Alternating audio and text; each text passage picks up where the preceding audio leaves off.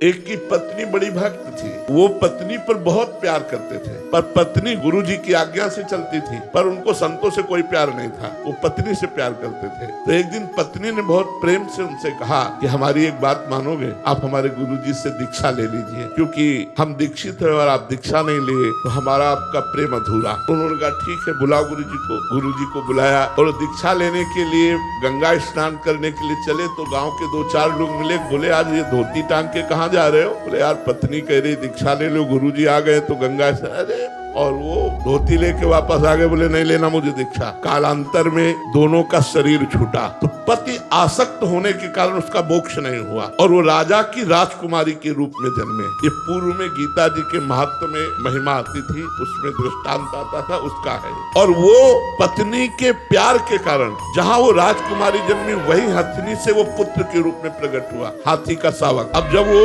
नव युवक अवस्था में हाथी आया और श्रृंगार करके राज सवारी निकली और राजकुमारी सिंहासन पर आरूढ़, तो जो भी उसने देखा वो पूरी स्मृति जागृत हो गई कि ये तो मेरी पत्नी।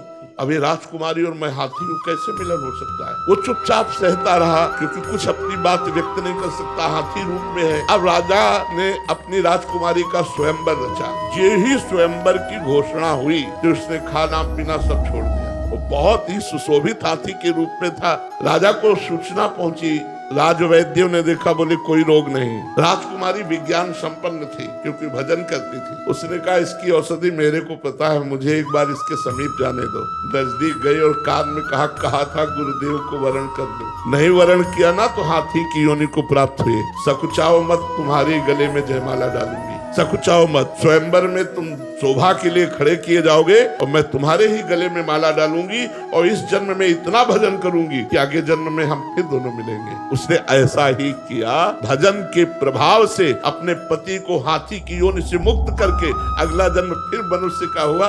ये तप और भजन से, भगवान के वरदान से संभव है, ना कि अपने प्रारब्ध से।